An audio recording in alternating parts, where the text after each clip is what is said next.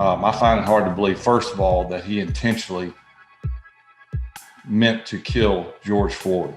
NFL Hall of Famer Brett Favre really uttered these words. Did he watch the video? Did he watch the trial? Did he hear Chauvin's own police chief testify against him? Did he take in all 9 minutes and 29 seconds? Did he watch Chauvin twist his knee and suck the life out of George Floyd? Then again, this is a man who is so in deep with the far right, he leisurely plays around with a white supremacist. I know when I turn on a game, I want to watch the game. I want to watch players play. And is against black athletes taking a silent knee. I passed you statistically years. Which is where NFL Hall of Famer to be Steve Smith comes in. Brett said something that, again, it's outside his wheelhouse. He knows nothing about being a black man. He knows nothing about dealing with some of the stuff. So Smith went in on Favre on his show, Cut to It. And guess what? I know nothing of the sort of being Brett Favre in Mississippi or being Brett Favre. But I do know if Brett Favre gets pulled over and I get pulled over, I know damn well my black ass gets the short end of the straw.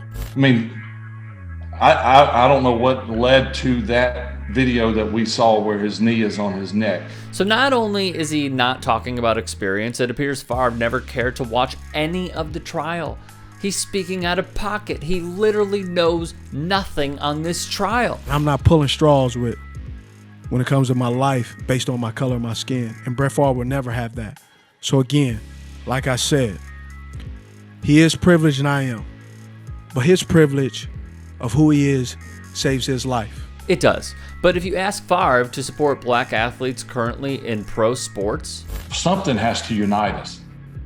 And the game or games or sport in the past has been kind of a unification. Yeah.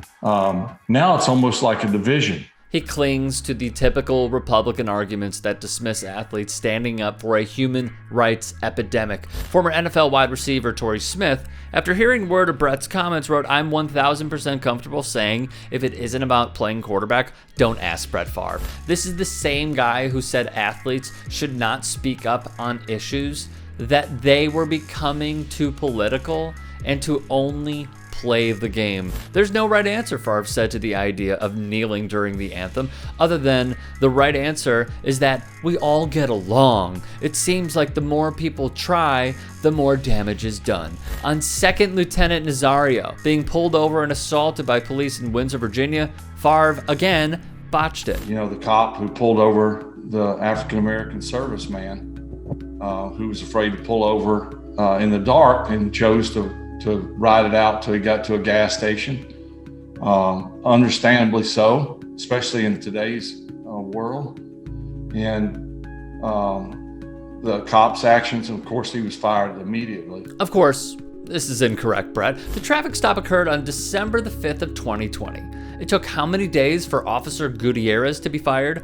That would be 127. Brett Favre has no idea what he's talking about because he doesn't care to understand. His intentional misguidance and wrongdoing is the epitome of privilege, continually getting the story wrong, yet continually being employed for his commentary. If I was on that podcast with Brett Favre, I would have asked one simple question. Well, if he didn't mean to intentionally kill him, Brett, what was his reason for kneeling on George Floyd's neck for 9 minutes and 29 seconds? The Palmer Report put it like this. Brett Favre, who just got done telling black athletes they should keep their political views to themselves, offers asinine political view on Derek Chauvin conviction. President, my question is, the NBA and the NFL are struggling with lower ratings as fans clearly do not want political messaging mixed with their sports. So Favre, a man in bed with alt-right politicians, as an athlete, continues speaking out. Typical white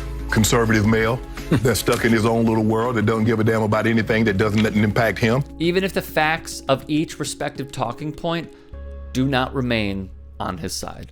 If you'd like to hear more thought-provoking content like TYT Sports on Facebook and to help in my journey to keep media independent, go to tyt.com/Rick.